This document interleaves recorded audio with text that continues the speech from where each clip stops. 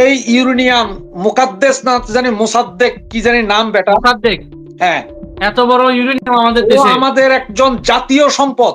তুমি জানো এই এক একটা মেশিন তৈরি করতে বা এই মেশিন ম্যান তৈরি করতে এক একটা দেশের হাজার কোটি টাকা খরচ হয়।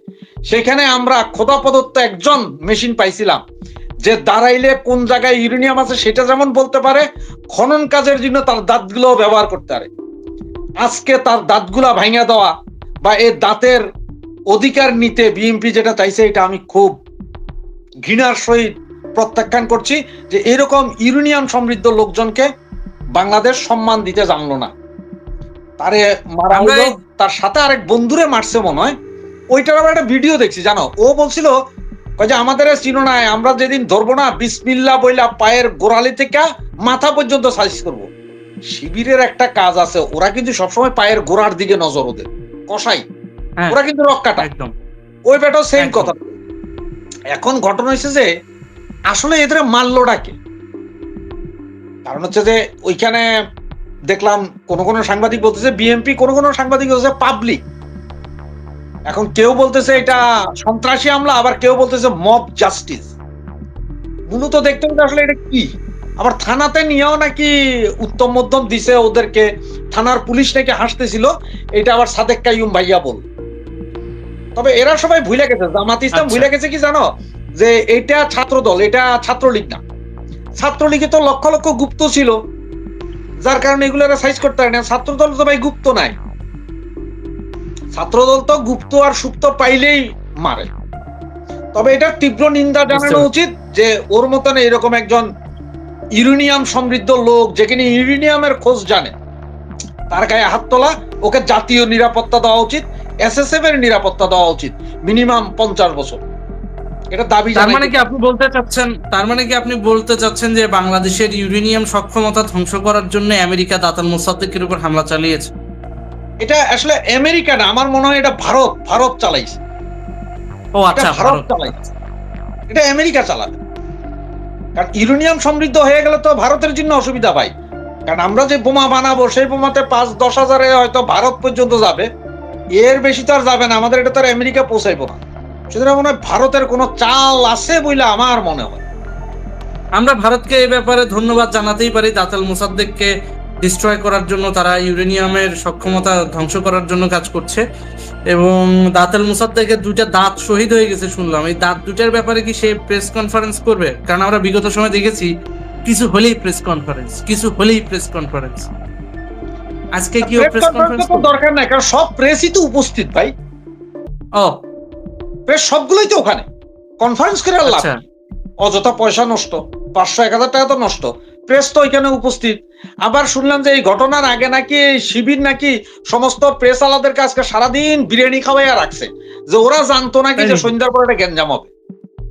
তাই নাকি? আর একটা মজার বিষয় জানো, একটা মজার বিষয়, অবশ্য ঘুম থেকে উঠে, না মজার বিষয় শোনার আগে বলি, ঘুম থেকে উঠে আমি একটা নিউজ দেখছি, দাঁত ভাঙার হুমকি পেয়েছে দাতাল মোসাদ্দেক। আমি এটা নিয়ে একটা ছোট্ট রিলসও করেছি।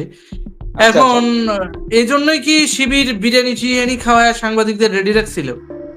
ওইটা ওরা মনে হয় জানতো যে আজকে একটা গন্ডগোল হবে বা গন্ডগোল করবে। কারণ ভাই একটা জিনিস বলি তোমারে, অতীতের ইতিহাস বলি, সাংবাদিকরা করতে কি জানো, পোলা প্যান্ডে ডাকতো, ভাই ভাই ভাই এদিকে আসেন, ওদের পয়সা দিত সাংবাদিক ভাই, ওখানে যে রিক্সাটা ভাঙেন, গাড়িটাতে আগুন ধরান, আমরা অতক্ষণে রেডিও ফটো তুলি।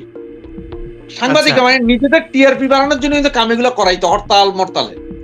ঠিক আজকের এই ঘটনাটা আমার মনে হয় সাংবাদিকরা চাইছে, এবং এটা করোনার পেছনে আবার আমার মনে হয় বিএনপির কিছুটা দায়ী আছে। তার কারণ কি জানো, আজকে বিকালে 3:30-4টার দিকে অর্থ মন্ত্রণালয়ের ওয়েবসাইট হ্যাক হয়ে গেছে, ব্যাংকিং খাতের সাইট হ্যাক হয়ে $2.5 মিলিয়ন চুরি হয়েছে। 2-4টা পত্রিকায় আসছে, কিন্তু এটা এখনো ফেসবুক অত ভাইরাল হয় নাই। তার মানে এই যে চুরি হইতেছে, ডাকাতি হইতেছে, এগুলারে নেওয়ার জন্য হয়তো মামাতো ভাই আর খালাতো ভাইয়ের মধ্যে মারামারি। আর তার মধ্যে এখন আমরা যেহেতু সবাই দাতালকে যেহেতু সবাই চিনে ইউরেনিয়াম, তারে ছোটখাটো 2-1টা থাপ্পড় চোয়ার দিলে হয়তো বিশাল ঘটনা। কারণ বেশ কিছু ছবি বাইরেছে, একটা হচ্ছে থানার ভিতরে দেখলাম যে ওর পুরো মাথায় ব্যান্ডেজ, এইখানে বিশাল কাটা রক্ত। আবার হসপিটালে দেখি যে এখানে কিছুই নেই। আরেকটা দেখি যে খালি মাথা ধরে এমনি বয়া রয়েছে, এর মাথায় মারলো কখন আমি বুঝলাম না। তবে তোমার কি ইয়ে আছে এই যে বাংলাদেশের পোলাপান মনে হয় দেখে, আমি জানি না, ওই যে কি বলে এখন একটা খুব নাটক একটা আছে, মানে খুব প্রচলিত, ব্যাচেলার পয়েন্ট। আচ্ছা, তুমি দেখছো কিনা জানি না, ওখানে কাবিলা আছে। তো কাবিলারে জেলে নেওয়ার পরে কাবিলার গ্রামের এক ছেলে, সে শহরে থাকতো কাবিলার সাথে, তখন যেই বেটার মামলায় জেলে গেছে ওই বেচারার পাছার মধ্যে চালাই দিছে অ্যান্টি কাটার, চালাই দিয়া কয় বেশি লাগবো না, 4টা সিলাই লাগবো তো, মামলা তুলে নিচ্ছে। এখন এমনও যে মোসাদ্দেক আর কোসাদ্দেক এদের কোন দিন না জানি রিক্সার পিছন দিয়া পাছায় কেবা কাহারা চালাই দিবে, অবাস্তব কিছু না। আবু সাইদের মতো, ও সরি ইয়ার মতো, এটার কি বলে, হাদির মতো। না না না, হাতিকে তো গুলি করে দিছে, ওইটা না, ওইটা না, এটা ওটা তো পাছায় রিক্সার পেছন দিয়ে দিছে, যে দেখলাম না ভিডিও ফুটেজ, সিসি ফুটেজ দেখলাম। অ্যান্টি কাটারটা হচ্ছে তোমার ওই যে ফুল টুল কাটার জন্য সবটা দাম। বাংলাদেশে সম্ভবত 100 টাকা এখন পাওয়া যায়, আমাদের সময় আমরা 10 টাকায় পাইতাম, আমরা ওই ড্রয়িং এর কাগজ কাটতাম আর কি। আচ্ছা, তাহলে এবার তাহলে প্রশ্ন করাই যায়, ওরা কি ওদের নিজেদের দোষে দিয়ে তাহলে ধরাটা খাইলো? নিজেদের দোষ বলতে কি বুঝলাম? এই যে এত ঔদ্ধত্যপূর্ণ আচরণের কারণে। না না না, ঘটনা হচ্ছে কি, তুমি জামাতরে যদি রাজাকার বলো ওদের খুব গায়ে লাগে, আচ্ছা, প্রচন্ড গায়ে লাগে। এখন তোমরা ওদের ভাই গুপ্ত বলা শুরু করছো, তো গুপ্ত আর সুপ্ত বললে তো ওদের সারা শরীরে তোমার ইয়ে চলে আসে, ভূমিকম্প শুরু হয়ে যায়। আচ্ছা, শুধু তাদের গুপ্ত বলবা, তারা তো বলবে না হ্যাঁ তোমরা আমাদের গুপ্ত বলো, লুঙ্গির নিচে লোক বলো, এগুলা।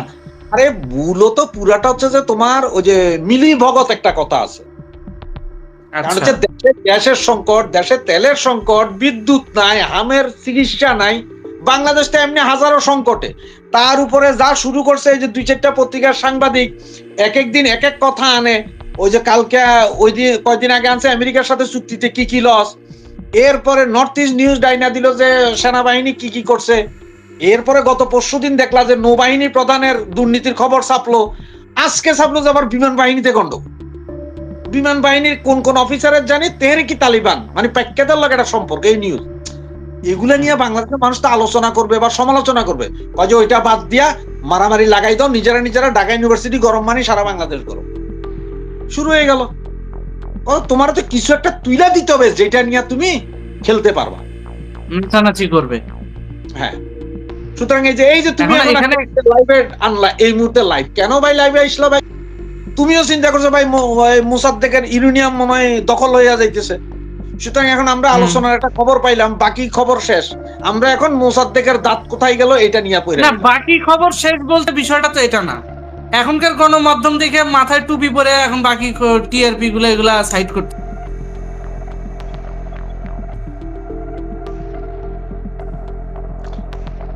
না, ইলেকশনের আগেই এরা তো গণমাধ্যম বলছি না, আসলে গণমাধ্যম, এই যে আমেরিকা শেষ করি এই সঙ্গে যে চুক্তি, এই চুক্তিটার ব্যাপারে কি আমরা সতর্ক করি নাই? ইলেকশনের আগে করি নাই? যখন চুক্তিটা করতে যাচ্ছিল তখন এটা নিয়ে সর্বপ্রথম কে ভিডিও বানাইছে? আপনি বানাইছেন, রাইট?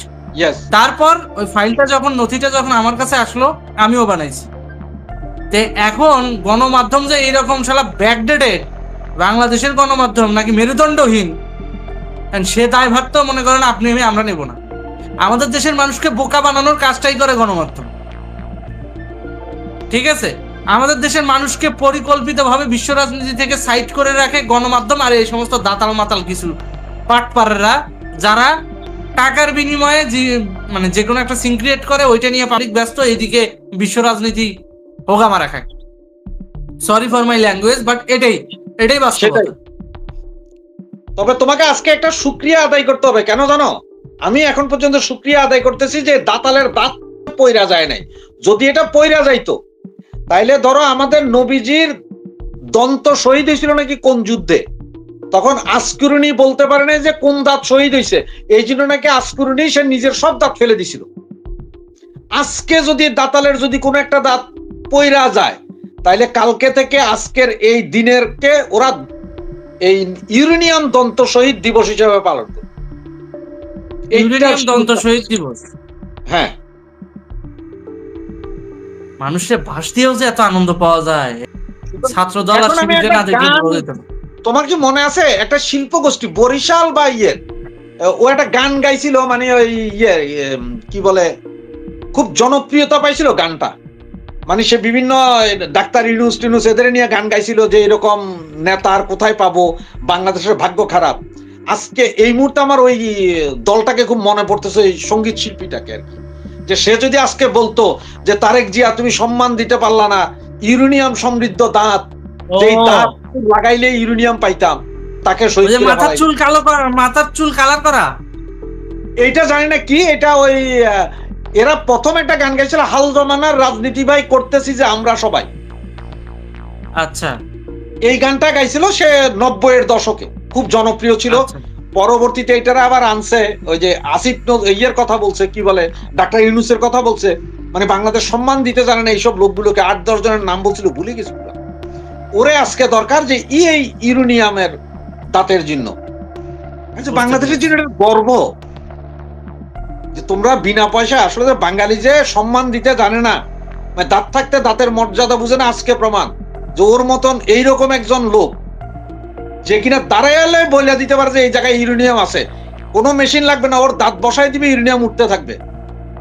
আমরা এনরিচ করে বিদ্যুৎ উৎপাদন করতে পারতাম, বোমা বানাইতে পারতাম, কত কিছু।